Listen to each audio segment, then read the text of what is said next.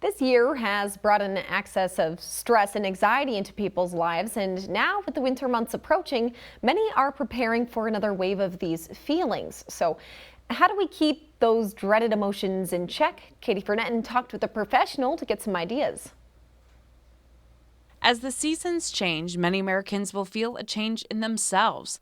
The shorter hours of sunlight and colder temperatures can lead to zapped energy levels, changes in appetite, and feelings of hopelessness, which we call seasonal affective disorder, or SAD. It's become common for many, but in 2020, it's about to add on to the anxiety and depression many of us have already felt because of the lingering pandemic. People feel a loss of control right now. So I think it's important to regain that sense of control.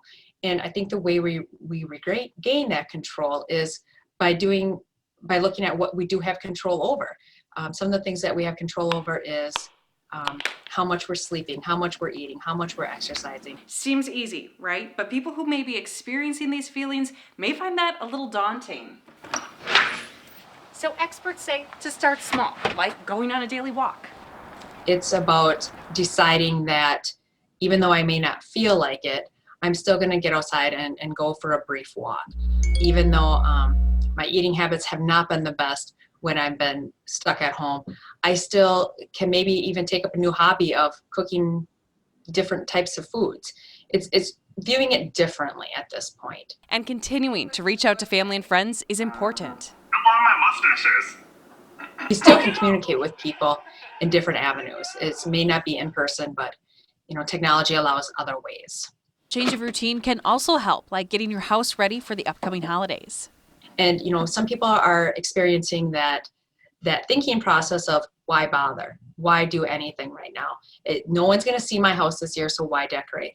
I think it's important to get those holiday decorations up.